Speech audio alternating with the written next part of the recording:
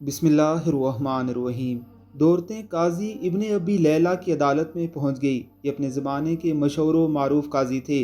काजी ने पूछा, तुम दोनों में किसने बात पहले करनी है?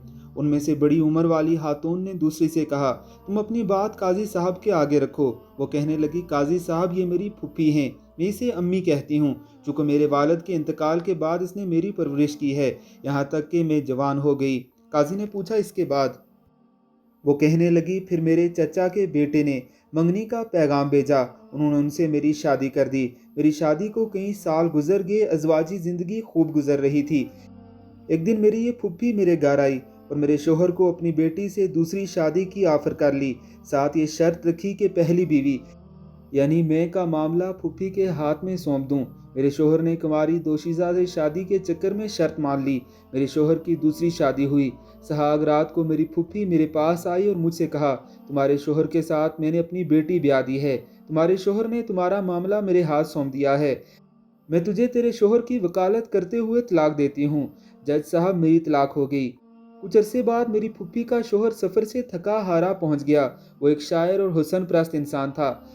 मैं बन संवर कर उसके आगे बैठ गई और उनसे कहा कि क्या आप मुझसे शादी करेंगे? उसकी खुशी का ठिकाना ना रहा। उसने फ़ौरन हाँ कर दी। मैंने उनके सामने शर्त रखी कि आपकी पहली बीवी यानी मेरी फुप्पी का मामला मेरे हाथ सौंप दें। उसने ऐसा ही किया। मैंने फुप्पी के शोहर से शादी कर ली और उसके शोहर की वकालत करते हुए उसे तलाक दे डाली। काजी हैरत से। फिर वो कहने लगी, काजी साहब, कहानी अब ख़त्म नहीं हुई। कुछ अरसे बाद मेरे उस शायर शोहर का इंतकाल हुआ। मेरी ये फुप्पी विरासत का मुतालबा करते पहुंच गई। मैंने उनसे कहा कि मेरे शोहर ने तुम्हें अपनी ज़िंदगी में तलाक दी थी, अब विरासत में तुम्हारा कोई हिस्सा नहीं रहा। झगड़ा तूल पकड़ा। इसी दौरान मेरी इद्दत भी गुजर गई। एक दिन मेरी ये फुप्पी अपनी बेटी और दामाद यानी मेरे साबिक शोहर को लेकर मेरे घर आई और विरासत के झगड़े में मेरी इसी साबिक शोहर को सालिस बनाया। उसने मुझे कई सालों बाद देखा था। मर्द अपनी पहली मोहब्बत नहीं भूलता, चनाचा मुझसे यूं मिलकर उसकी पहली मोहब्बत ने अंगड़ाई ली। मैंने उनसे कहा कि फिर मुझसे शादी करोगे? उसने हाँ कर दी। मैंने उनके सामने शर्त रख ली कि अपनी पहली बीवी यानी मेरी फुप्पी की बेटी का मामला मेरे हाथ में दें। उसने ऐसा ही किया। मैंने अपने साबिक शोहर से शादी कर ली और उसकी बीवी को शोहर की वकालत करते हुए तलाक दे दी। काजी इब्न अबी लैला सर पकड़ कर बैठ गए। फिर पूछा कि इस केस में अब मसला क्या है? फुप्पी कहने लगी, काजी साहब, क्या ये जुर्म नहीं कि मैं और मेरी बेटी दोनों की ये लड़की तलाक करवा चुकी, फिर मेरा शोहर और मेरी बेटी का शोहर भी ले उड़ी।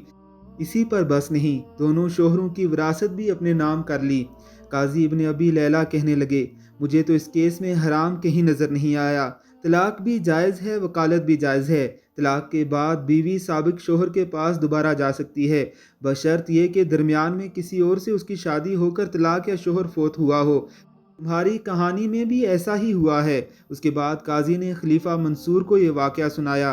खलीफा हंस हंस कर लूट पुट हो गए और कहा कि जो कोई अपने भाई के लिए गड्ढा खोदेगा खुद उस गड्ढे में गिरेगा। ये बुढ़िया तो गड्ढे के बजाय गहरे समंदर में गिर गई।